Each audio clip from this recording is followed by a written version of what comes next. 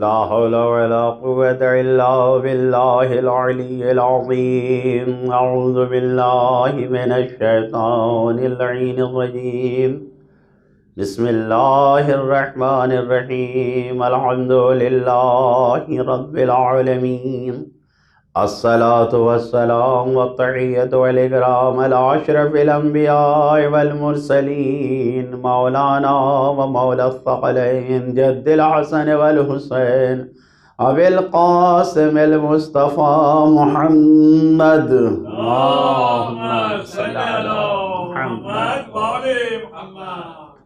والصلاة والسلام على وصيه ووزيره وسهره وصاحب لوائه وخليفته مولانا علي بن أبي طالب. اللهم صل على محمد وآل محمد. والصلاة والسلام على أئمة المعصومين خصوصا سيدنا ومولانا بقية الله المنتظر المهدي. اللهم صل على محمد وآل محمد. عجل الله تعالى فرجه الشريف روحي وأرواح العالمين لتراب مقدمه الفداء، واللعنة الدائمة على أعدائهم أجمعين من يوم ظلمهم إلى قيام يوم الدين وبعد يوم الدين. أما بعد، فقد قال الله الحكيم بالذكر العظيم. بسم الله الرحمن الرحيم. ولله العزة ولرسوله وللمؤمنين. صلوات پڑھیں محمد اللهم صل على محمد وآل محمد. بزرگان محترم عزیزان گرامی، مکتب حسینی میں عزت کا کیا مقام ہے اور جو اس مکتب سے جڑتا ہے وہ عزت پاتا ہے. گفتگو یہاں تک پہنچی تھی کہ کس طریقے سے سرکار سید الشہداء نے عزت بخشا ہے. ایک فقیر و نادار بھی در پر آیا تو اس سے یہی کہا کہ اپنے چہرے کو بچاؤ، سن وجہ کا بذلت المسئلہ ان بذلت المسئلہ، یعنی اپنے آپ کو بچاؤ اور بات کو سامنے نہ رکھو باتوں کے ذریعے. کاغذ دے کے لکھوا لیا اور اس کے بعد اس کی حاجت کو پورا کیا. یقیناً یہ مکتب ایسا ہے کہ اس میں جتنے بھی ہیں سجیتکم الکرم وعادتکم الاحسان والخیر اصلہ وفرعہ کلہ، سب کچھ جتنی بھی ہے، جتنی بھی بھلائی ہے سب آپ کے خاندان میں ہے، کرم عادت سب. اور پھر جو کچھ ہے سب کچھ ان کے ہاں. یہی تو درس دینے والے ہیں. چوتھے امام ہاتھوں کو چومتے تھے. کیوں؟ اس لیے کہ صدقہ جب دو تو پھر اس کے بعد یہ پہلے دست خدا میں جاتا ہے، خدا کے ہاتھوں میں پہنچتا ہے. لہذا خدا کے ہاتھوں میں پہنچنے والا صدقہ ہے، لہذا ہاتھوں کو چوم لو. یہ پیغام دیا ہے. کسی نے اعتراض کیا کیا یہ ممکن ہے؟ ایسا ممکن ہے؟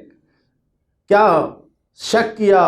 میرے استاد کہتے ہیں کہ میں نے جا کے تلاش کیا تو مجھے ملی، کتاب میں یہ بات ملی کہ ہاں یقیناً سید سجاد علیہ السلام ایسا کیا کرتے تھے، کہ اس کام کو کرتے تھے. کیوں؟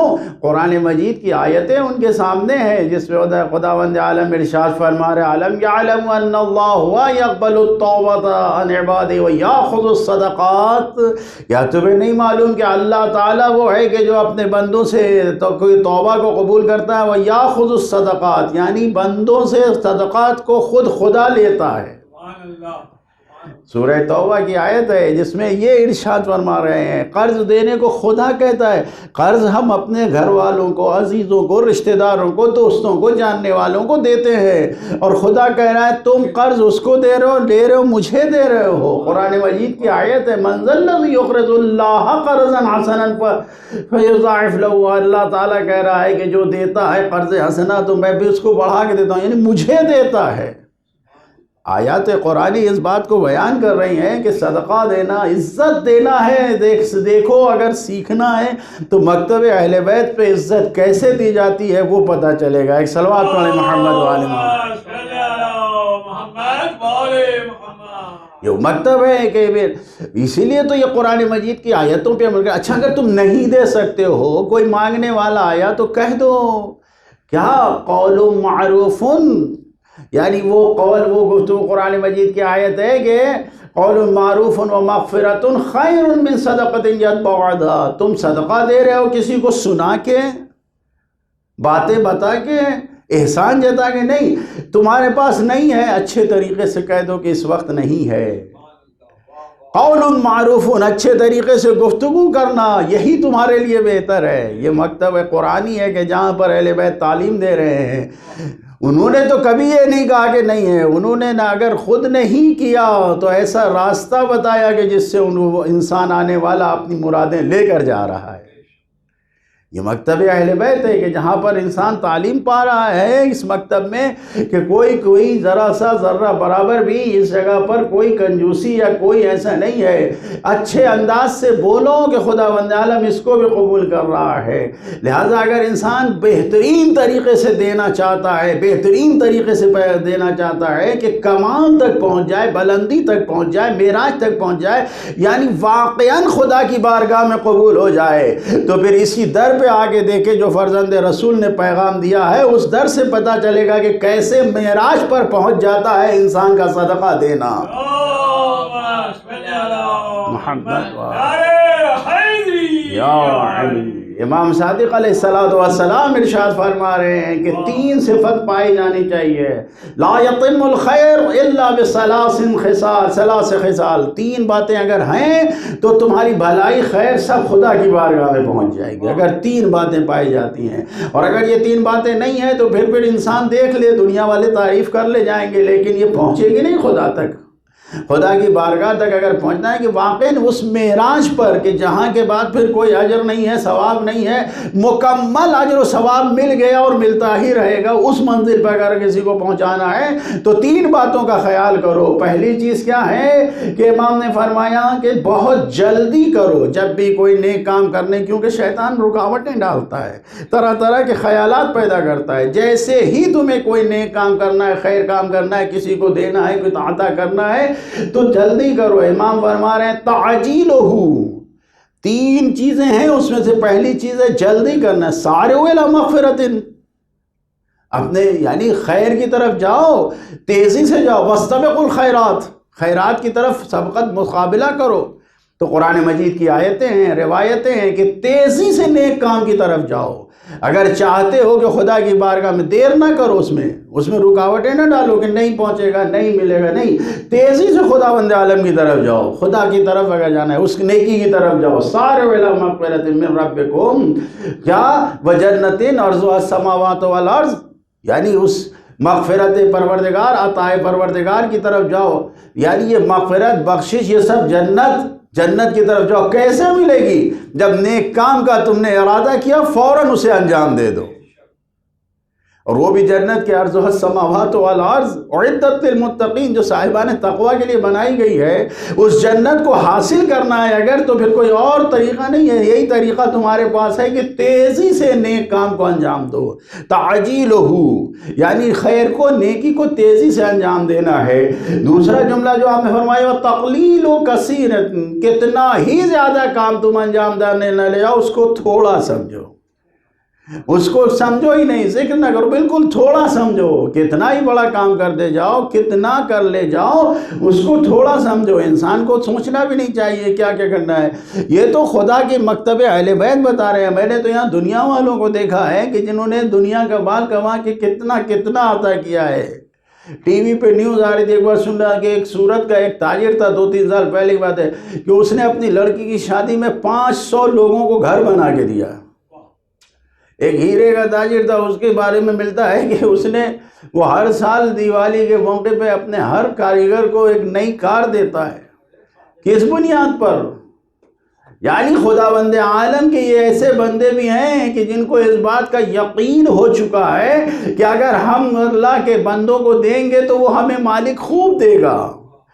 توحید پہ اعتقاد نہیں ہے کہ اللہ کا ایک ہونے پہ وہ اعتقاد رکھتے ہوں، نہیں مانتے، اہل بیت کو جانتے نہیں ہیں، پہچانتے نہیں ہیں، کچھ بھی نہیں معلوم ہے، لیکن نیک کام کرنے کا اتنا جذبہ ہے کہ اس نیک کام کو کر کر کے اپنے مال کو، اپنی دولت کو، اپنی عزت کو بڑھائے جا رہے ہیں کہ اسی پہ ان کا عقیدہ بن چکا ہے کہ وہ جو دینے والی ہستی ہے، وہ عطا کرنے والی ہستی ہے، وہ ہمیں دیتی رہے گی، ہم دے دیں گے اس کے بندوں کو، وہ ہمیں دیتا رہے گا۔ ایک صلوات پڑھے محمد اور اتنا کرنے کے بعد بھی خاموش رہتے ہیں۔ نہ جانے کتنے ایسے دینے والے ہیں جو پتہ ہی نہیں چلتا کہ کس کو دیا، نہیں، بہت تقلیل و کثیر و ترک الامتنان بہ۔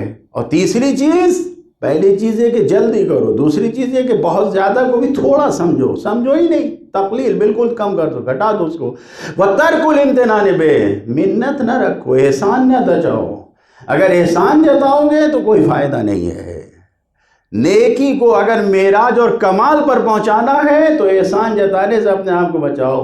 اب جو انہوں نے کہا کہ اپنا، حقیقت یہ ہے کہ انسان دنیا والوں کو کتنا بھی عطا کر دے، اپنی ایثار و قربانی کو اگر اہل بیت کرام کے سامنے لے جا کے رکھے تو اہل بیت کرام کے ایثار و قربانی کے مقابلے میں کیا ہوگا؟ شہزادی زہرا نے جو ایثار و قربانی پیش کیا اس کے مقابلے میں ہم ان کے غلام و کنیز کیا ہیں؟ ہم نے کیا پیش کیا؟ امام حسین نے جو قربانیاں دی ہیں ان قربانیوں کے مقابلے میں ہمیں کیا پیش کیا ہے؟ ہم نے کوئی سے اندازہ لگا سکتا ہے؟ پھر کیوں منت جتاتے ہیں، کیوں احسان جتاتے ہیں کہ ہم نے کیا کر دیا، ہم نے کیا، کیوں اپنے ناموں کی ہم تختیاں لگوانا چاہتے ہیں، ہم کیوں لوگوں سے بتانا چاہتے ہیں کہ ہم نے کیا کیا، ہم نے کس کا کام کروایا، ہم نے کیا کیا؟ نہیں، اگر چاہتے ہیں کہ خداوند عالم مکمل طور پر عطا کرے تو اپنے نام کو غائب کر دو، خداوند عالم بلندی عطا کرے گا۔ ایک صلوات پڑھیں محمد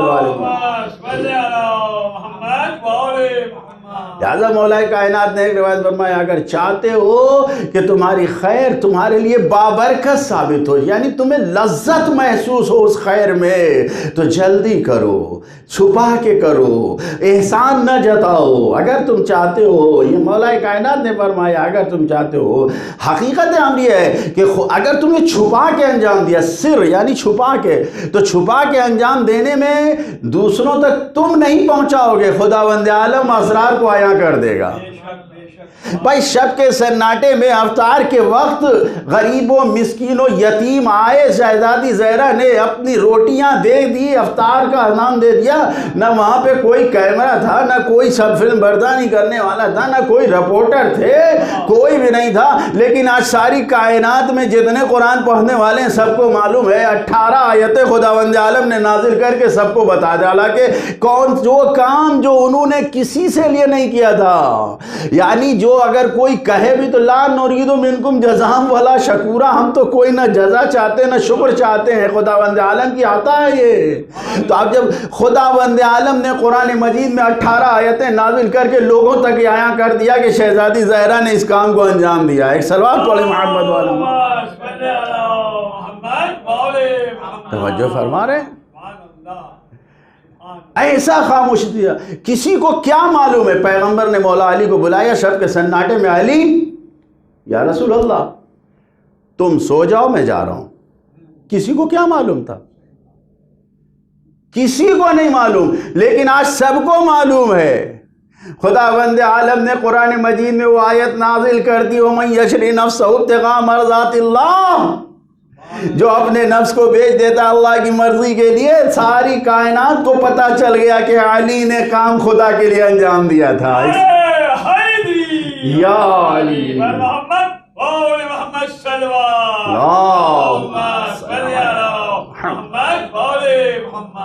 بزرگان محترم فرمائے ہم کتنا عطا کر سکتے ہیں؟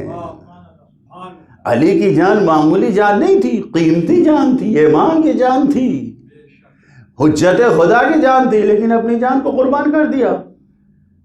ذرہ برابر بھی نہیں سوچا، اطمینان خاطر کہ اللہ کا رسول کہہ رہا ہے تم میری جگہ سو جاؤ، سو گئے، نہیں پوچھا۔ میرے سونے سے آپ کی جان بچ جائے گی. کیا ہوگا؟ کچھ نہیں. آپ نے کہا ہم مطیع و فرمانبردار، سو گئے. پوری کائنات کو معلوم ہو گیا. لہذا نیکی کرنا ہے تو ایسے نیکی کرو کہ جو خدا خود لوگوں پر عیاں کر دے. خدا لوگوں کو بتا دے کہ کس طریقے سے تم نے نیک کام کو انجام دیا ہے. ذرہ برابر بھی اس میں خداوند عالم یہ روایتیں، یہ آیتیں جو آپ کی خدمت میں عرض کیا، بہرحال انسان اگر کسی کو عطا کرنا چاہتا ہے تو منت نہ رکھے، احسان نہ جتائے، برے کاموں کو نہ انجام دے. بہرحال زبان کے اوپر کنٹرول رکھنا چاہیے، کیونکہ اگر اس زبان سے گالی نکل گئی، انسان کبھی کبھی دینے والے کو دے دیتا ہے، اگر اس نے کچھ اور کہہ دیا، اصرار کر دیا، تو پھر الٹے سیدھے الفاظ منہ سے نکل آتے ہیں. اللہ بچائے، محفوظ رکھے. شیطان نہیں چاہتا کہ مومن کا عمل خالص خدا کی بارگاہ میں پہنچ جائے، نہیں چاہتا شیطان. تو اب اس کے دل میں ڈالتا ہے کہ اس نے تجھے دیا اور مانگ لے. دینے والا سوچتا ہے کہ اب تو دے دیا، ضرورت پڑ کر دیا. اب اسی میں کچگو مگو ہو جاتی ہے. اور ان کی انسان کی زبانوں سے نہیں، انسان کو اپنے آپ کو پاکیزہ رکھنا چاہیے. روایت میں ہے کہ اگر انسان کی زبان سے گالیاں نکل آتی ہیں تو یہ گالیاں باعث بنتی ہیں، سبب بنتی ہیں کہ انسان کی زندگی میں 3 چیزیں آ جائیں، اور وہ 3 چیزیں ایسی ہیں کہ جو انسان کو نابود و برباد کر دیتی ہیں. یہ 3 چیزیں ایسی ہیں جو انسان کو برباد کر دیتی ہیں. نبی کریم نے فرمایا من فحش علی اخیہ المسلم، خدا نہ کرے میرے سننے والے یا جہاں پر جو موجود ہے کوئی اس کے اندر یہ صفت پائی جاتی ہے کہ اگر کسی نے اپنے کسی مسلمان بھائی کو گالی بکا، من فحشا، گالی بکا، برے الفاظ سے یاد کیا، اخی المسلم، نزع اللہ منہ برکت رزقہ. سب سے پہلی چیز اس گالی بکنے سے، اس برے الفاظ سے یاد کرنے سے جو انسان کو گھاٹا ملتا ہے، نزع اللہ اس کے رزق کی برکتوں کو چھین لیتا ہے. محنت کرو، کماتے رہو، برکت نہیں، زبان نہیں. آپ دیکھیں کتنے ایسے دکاندار ہیں کہ بہترین دکان ہے، سب کچھ ہے، محنت کرتے ہیں، سب کچھ ہے، برکت ہی نہیں ہے. کیوں؟ زبان کنٹرول نہیں ہے. زبان سے جس کو چاہا کہہ دیا، جو منہ آیا کہہ دیا. بڑی مشکل ہے. انسان اس زبان کے اوپر کیا سوچتا ہے؟ اگر کوئی آپ کا احترام کر رہا ہے، عزت کر رہا ہے، تو آپ جو چاہیے اس کو. میں نے دیکھا ہے بعض لوگ ایسے ہیں کہ بیچارہ آپ کے احسان تلے دبا ہوا ہے، تو اب آپ کہتے ہیں کہ مثلا تم 24 نمبر ہو. اب بیچارہ وہ اچھا خاصا محب اہل بیت ہے، اس کو آپ اس طریقے سے بات کر، تم فلانی ہو، تم فلانی ہو. اس طریقے کی باتیں کہنے سے کیا فائدہ؟ کسی کا دل دکھانے سے کیا فائدہ؟ برکت رزق کی ختم ہو جاتی ہے اگر انسان کی زبان کنٹرول میں نہیں ہے. پھر انسان کتنی بھی محنت کرے، انسان برکت ختم ہو جاتی ہے. رزق پر جتنا بھی کوشش کرتا ہے، کیونکہ خدا گالی بکنے کو دوست نہیں رکھتا، پسند نہیں کرتا. خدا حیا اور کریم، خدا کریم ہے، اس کو حیا پسند ہے. وہ بے حیائی کو نہیں پسند کرتا ہے کہ عزت لے لو، جس کو چاہ جو کہہ دیا. نہیں، خدا کریم ہے اور اس کرم کو دوست رکھتا ہے. آیت میں، قرآن حدیثوں میں بیان ہے، ان اللہ تعالی کریم یحب الکرام. کرم کو دوست رکھتا ہے، کریم ہے تو کرم کو دوست رکھتا ہے. لہذا اللہ کو یہ پسند نہیں ہے کہ کوئی انسان گالی بکے اور پھر گالی بکنے کے بعد پھر خدا کی نہیں، خدا اس کے رزق کی برکتوں کو ختم کر لیتا ہے جو اپنی زبان پہ کنٹرول نہیں رکھتا ہے. اور دوسری چیز روایت میں اس روایت کو پورا پڑھو، ان اللہ تعالی حیی ستیر یحب الحیاء والستر. خداوند عالم حیی ہے، یعنی یہ خداوند عالم بہت بڑا شرم کرنے والا، یعنی ایسا ہے. لیکن الفاظ میں بیان کروں، ان الفاظ کو میں اردو میں جو بھی بیان کروں گا وہ خطرناک ہو جائے گا. خدا شرم کرنے والا کہوں، کیا کہوں؟ یعنی واقعاً خدا اس عمل کو پسند کرتا ہے کہ انسان اپنے آپ کو محفوظ رکھے. خدا کو بے حیائی پسند نہیں ہے. ستیرون، بہت بڑا چھپانے والا ہے. آپ نے ستار سنا ہے نا، یہ لفظ بھی صیغہ مبالغہ ہے. ستیرون بہت زیادہ چھپانے والا ہے. لہذا خداوند عالم پسند کرتا ہے، حیا کو پسند کرتا ہے، ستر کو پسند کرتا ہے. خدا نہیں چاہتا، اگر کسی کو معلوم بھی ہے کسی کی برائی تو اللہ کچھ نہیں، اللہ تو یہ چاہتا ہے کہ اس کو چھپا کے رکھو، دبا کے رکھو، بتاؤ نہیں کسی کو. اگر ہم دوسروں کے عیب کو چھپا کے رکھیں گے تو خود خداوند عالم ہمارے عیب کو چھپا کے رکھتا ہے، کسی کو خبر بھی نہیں ہوتی ہے، بہت سی چیزیں ہیں۔ اور دوسری چیز جو ہے کہ وَوَكَلَهُ عَلَىٰ نَفْسِهِ، انسان کو خدا اس کے حال پر چھوڑ دیتا ہے، انسان کو اس کے حال پر چھوڑ دیتا ہے۔ جو انسان گالیاں بکتا ہے وہ اپنے حال پہ، پھر اس کو کوئی، یعنی اب سوچیں اگر انسان کسی جگہ سے جڑا ہوا ہو، وابستہ ہو، اور اسے اس کے حال پر چھوڑ دیا جائے تو کیا ہوگا؟ آپ کسی ادارے میں کام کر رہے ہوں، کسی آفس میں کام کر رہے ہوں، اور وہاں کا مینیجر، کسی کمپنی میں آپ کام کر رہے ہو، مینیجر آپ کو دھیان نہ دے، کچھ بھی نہ سوچے، اچھا ٹھیک ہے کرو اپنا کام کرتے رہو، مجھ سے کوئی ربط نہیں ہے، تو کیا ہوگا؟ پھر انسان کو کوئی مالی فائدہ ہوگا؟ پھر کوئی عزت کرے گا اس کا؟ نہیں، پوری کمپنی والے سوچیں کہ جب اس کے مالک ہی نہیں عزت کرتا تو ہم کیوں عزت کریں؟ یہی تو ہوتا ہے۔ وَوَكَلَهُ عَلَىٰ نَفْسِهِ، اگر انسان گالی بکتا ہے تو خدا اس کو اس کے حال پر چھوڑ دیتا ہے، اس کے حوالے، نفس کے حوالے کر دیتا ہے۔ اور جب نفس کے حوالے کرتا ہے، انسان نے گالی بکا، گالی بکنے کی بنیاد پر خدا نے اس کو اس کے حال پہ چھوڑ دیا، اور جب اس کو حال پہ چھوڑ دیا ہے تو پھر کیا ہوتا ہے؟ فوراً شیطان آ کے سہارا دیتا ہے، پیٹھ تھپتھپاتا ہے، اپنے قبضے میں لیتا ہے۔ ایک عام سی مثال آپ کے ذہن میں بیان کروں، باتوں کو قریب کرنے کے لیے مثال کا سہارا لینا پڑتا ہے۔ گھر سے ناراض ہو کر کوئی لڑکا بچہ چلا گیا، گھر سے ناراض ہو کے گیا، خاندان کے دوسرے لوگ فوراً پیٹھ تھپتھپا لیتے ہیں۔ ہوتا ہے یا نہیں ہوتا ایسا؟ کوئی لڑکی گھر سے ناراض ہوئی، کوئی نہ کوئی مل گیا، بہکانے والا، لے جانے والا۔ کوئی باہر کی دنیا دکھاتا ہے کہ میں تمہیں فلاں ملک لیتا جاؤں گا، کوئی کہتا ہے فلاں کمپنی میں لگا دوں گا، کوئی کہتا ہے اچھا ٹھیک ہے تمہارے ماں باپ نے نکال دیا تو ہم تو ہیں، آؤ میرے گھر آؤ۔ تباہ و برباد کرنے کے لیے کافی رہتے ہیں ایسے لوگ۔ یہی حال ہے جب انسان بارگاہ خدا سے دور ہو کیا جاتا ہے۔ کیوں؟ گالی بکا اس نے، بارگاہ خداوندی سے دور کر دیا گیا۔ اب جب بارگاہ خداوندی سے دور کیا تو پھر شیطان اس کو گلے لگا لیتا ہے۔ معاشرے اور سماج میں یہ مشکلات پائی جاتی ہیں، اور یہ صرف اور صرف، اور تیسری چیز کہ اگر انسان گالی بکتا ہے تو جو تیسری چیز ہے افسد علیہ معیشتہ، خداوند عالم اس کے اقتصاد کو بالکل فاسد کر دیتا ہے۔ رزق کی برکت ختم ہوتی ہے، یعنی رزق ملتا رہتا ہے، لیکن یہ تیسرا جملہ یہ ہے کہ اگر انسان گالیاں بکتا ہے تو معاشی نظام، سسٹم جو اس کا ہے، اقتصاد بالکل ختم ہو جاتا ہے، چوپٹ ہو جاتا ہے، کچھ نہیں باقی رہ جاتا ہے انسان کے لیے۔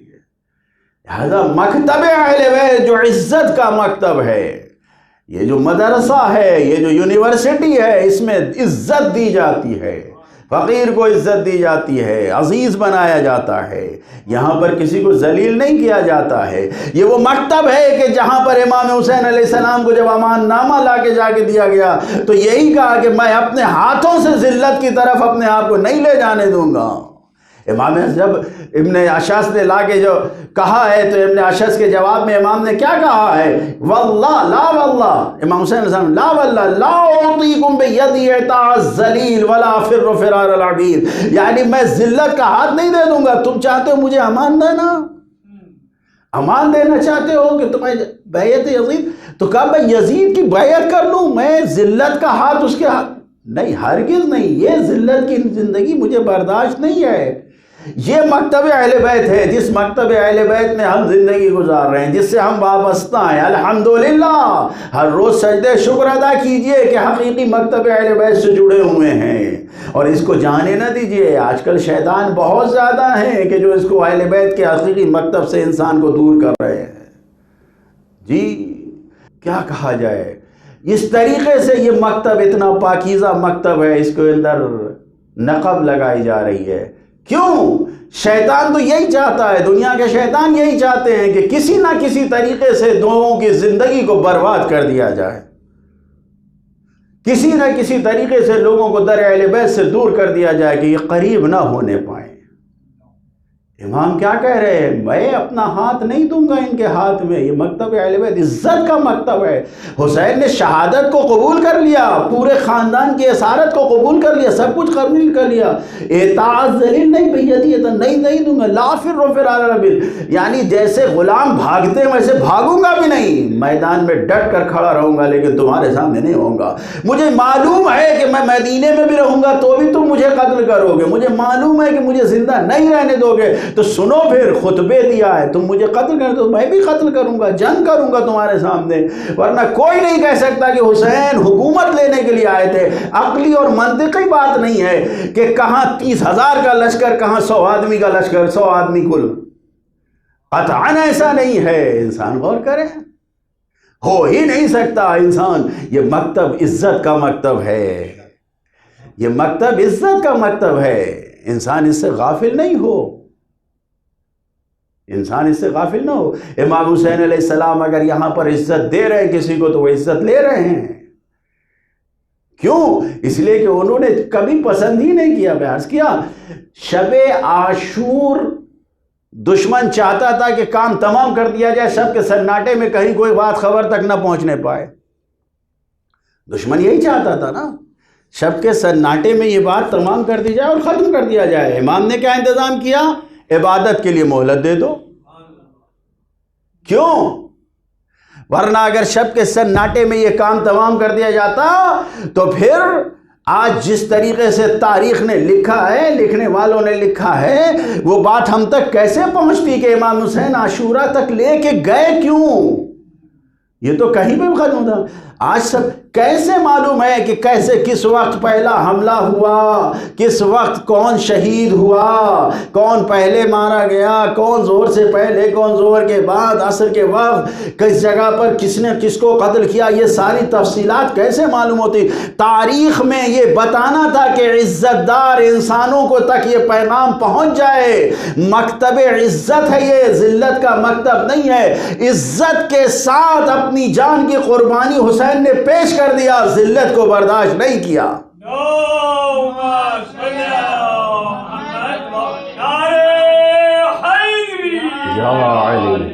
عزت کا مکتب ہے یہ برداشت نہیں ہے. مکتب یہ جو مکتب عزت کا، اس میں یہاں پر عزت دی جا رہی ہے. بانٹ رہے ہیں حسین عزت، لے جاؤ عزت جہاں لے جانا ہے. یقیناً باقی گفتگو انشاءاللہ زندگی رہی تو کل آتا ہے آپ کے سامنے پیش کروں گا. یہ مکتب جو مکتب حسینی میں جو عزت مل رہی ہے. قافلہ جا رہا ہے، قافلہ جا رہا ہے. بعض نے لکھا ہے کہ کسی مقام پر ٹھہرے ہوئے تھے، باپ کو نیند آئی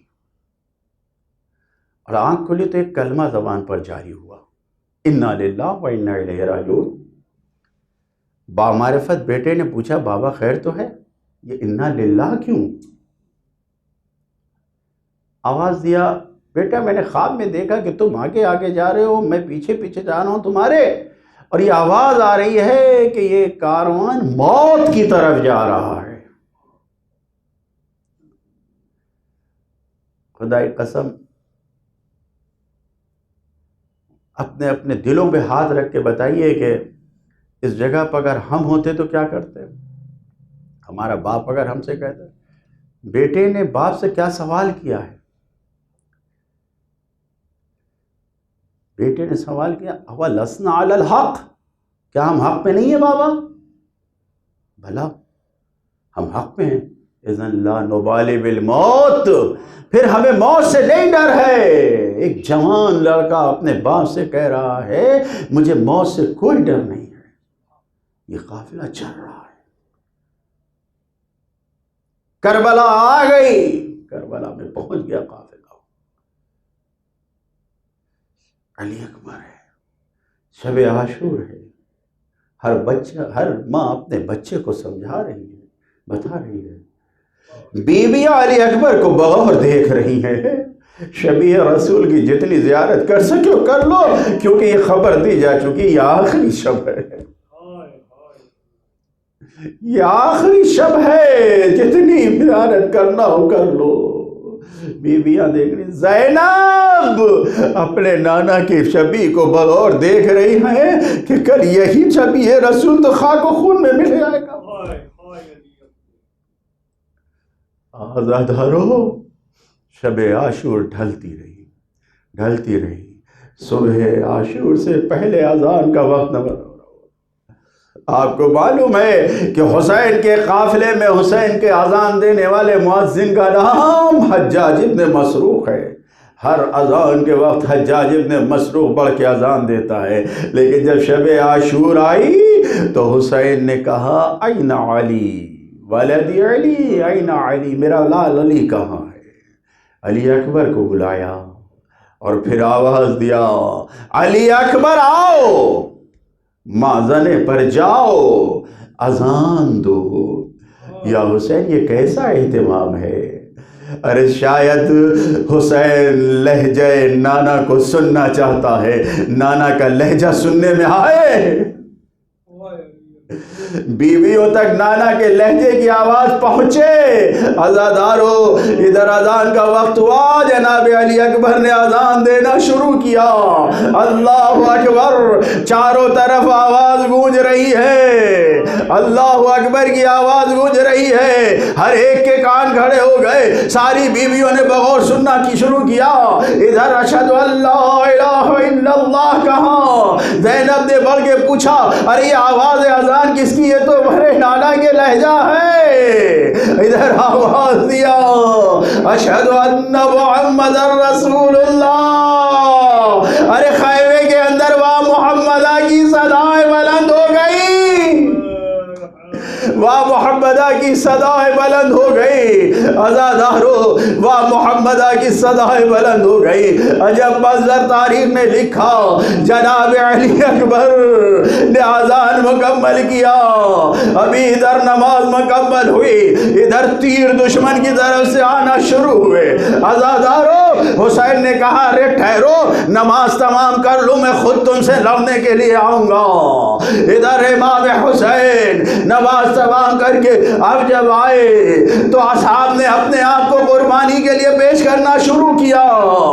اکبر جب سامنے آیا، عزادارو، ایک ایسا منظر آپ کے سامنے عرض کرنا چاہتا ہوں۔ مختل لکھتے ہیں، اول من خرج من بنی ہاشم فہو علی الاکبر الحسین، علی ابن حسین، علی اکبر، حسین کا بڑا بیٹا جسے علی اکبر کہتے ہیں، سب سے پہلے بنی ہاشم سے گیا۔ آپ نے دیکھا حسین نے پوری کربلا کو علی اکبر اور علی اصغر کے بیچ میں سمیٹ کے رکھ دیا۔ پہلے علی اکبر گیا اور پھر اس کے بعد علی اصغر۔ عجب منظر تاریخ نے لکھا، جناب علی اکبر، جناب علی اکبر باپ کے سامنے کھڑے ہوئے ہیں، باپ کے سامنے کھڑے ہوئے ہیں۔ زیرے کو بغور دیکھا اور دیکھنے کے بعد نہ جانے کیا کیا دیکھا۔ پوری زندگی علی اکبر کی نظروں کے سامنے بیلے سے لگایا اور اس کے بعد کہا، بیٹا ہاں جنگ کی اجازت تمہیں عطا کرتا ہوں۔ عزادارو چند جملے جناب علی اکبر کے سن لو۔ ارے کس طریقے سے جناب علی اکبر نے جس وقت اجازت مانگی، باپ نے اجازت دیا، جوان بیٹا تھا۔ مختل لکھتے ہیں کہ باپ نے بازو کو پکڑ کر گھوڑے پہ اپنے جوان لال کو بیٹھایا اور اس کے بعد اپنی دونوں انگلیوں پر آسمان کی طرف بلند کر کے کہا، اللہم اشہد لا ہؤلاء القوم قد برز الیہم غلاما زکیا اشبہ الناس خلقا وخلقا خلقا ومنطقا لرسولک حینما اشتقنا الی زیارت نبیک فزرنا۔ اے میرے خدا تو گواہ رہنا، اس وقت اس قوم کے سامنے وہ جوان نکل کے جا رہا ہے، وہ جوان ہے کہ جو ہر اعتبار سے نبی کے، تیرے نبی کے مشابہ ہے، صورت میں نبی کے جیسا، سیرت میں نبی کے جیسا، بولنے میں نبی کے جیسا، ہر اعتبار سے نبی کے جیسا۔ ارے یہی نہیں، جب ہم اہل بیت کو تیرے نبی کی زیارت کا شوق ہوتا تھا تو ہم اس کے چہرے کی زیارت کرتے تھے۔ عزادارو، علی اکبر آگے بڑھ علی اکبر کے کانوں میں ایک آواز آئی. یہ آواز کیسی تھی؟ یا بنیا محلن محلا، یا بنیا محلن محلا. بڑھ کر رہے بابا آپ نے رخصت کر دیا تھا، بابا آپ نے رخصت کر دیا تھا. ہاں ہاں اے میرے لال، اتارا گلے سے لگایا، کہا اے میرے لال ایک خواہش ہے تم سے، جب تک سامنا رہے مڑ مڑ کے چہرہ دکھاتے رہنا. لو عزادارو جناب علی اکبر رخصت ہوئے، میدان جنگ میں گئے. میدان جنگ میں جا کے ایسی جنگ کیا کہ زمانہ دیکھ رہا ہے. جنگ کرتے کرتے پلٹ کے بابا کے پاس آئے اور کہا یا بتا اے میرے بابا العطش قد قتلنی والحاذی ثقل الحدید یحملنی. ارے بابا پیاس مارے ڈال رہی ہے، یہ لوہے کی گرانی مجھے پریشان کر رہی ہے. هل الیک جرعۃ من الماء، ارے ایک گھونٹ پانی مل سکتا ہے بابا؟ حسین نے علی اکبر کی زبان کو اپنے منہ میں لیا. علی اکبر نے زبان کو کھینچ لیا. بابا ارے آپ کے حلق میں کانٹے پڑے ہوئے. پھر کیا ہوا؟ اب انگوٹھی دیا، اے بیٹا یہ انگوٹھی منہ میں رکھ لو. انگیٹھی کا منہ میں رکھنا تھا اور پھر کہا بیٹا جاؤ اب حوض کوثر سے دادا سیراب کریں گے. اکبر نے سمجھ لیا کہ اب پلٹ کر نہیں آنا ہے. لو عزادارو علی اکبر میدان جنگ میں گئے، جنگ کرتے رہے، جنگ کرتے رہے. ارے تیر آ کے گردن پہ بھی لگا، اکبر کی گردن جھکی لیکن گھوڑے سے نہ گرے. لیکن جب سائد ایک کنارے سے جب آیا کمر کی جانب سے ایک نیزہ آ کے اکبر کو لگا، اکبر زمین پہ گرے. وَحَوَدَ عَلَيْكَ مِنِّ السَّلَامِ. حسین نے اکبر کا آخری سلام سنا، آگے بڑھے. ولدی علی، ولدی علی، علی کو ڈھونڈتے ہوئے پہنچے.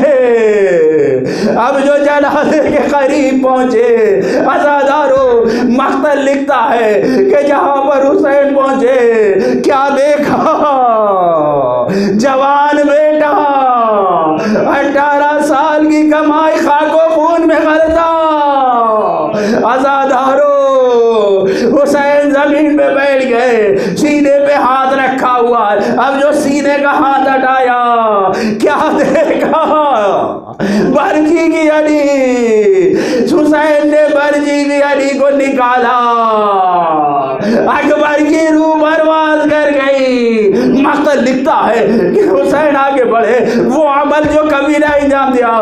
حسین آگے بڑھے، فوضع خدہ علی خدہ، ارے اپنے گال کو ان کے گال میں رکھا، آواز دیا علی الدنیا بعدک لوا یا بنیا لقد اسرم. اے میرے لال، ارے ہم میں دنیا کے ہم و غم سے تجھے راحت مل گئی. ارے اپنے گال کو گال میں رکھا. میرے لال ایسا گریہ کیا. عزادارو حسین نے بچو لایا. یاد والا بنو ہاشم حلوم بنی ہاشم ہو. بچوں نے اکبر کو اٹھایا، آگے آگے جنازہ، پیچھے پیچھے بوڑھا باپ. در خیمہ میں اکبر، بیویوں نے حلقہ بنایا. واہ اکبر، واہ اکبر، واہ اکبر.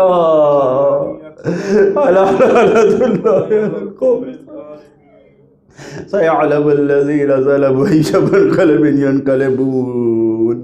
إنا لله وإنا إليه راجعون. مات بحسين.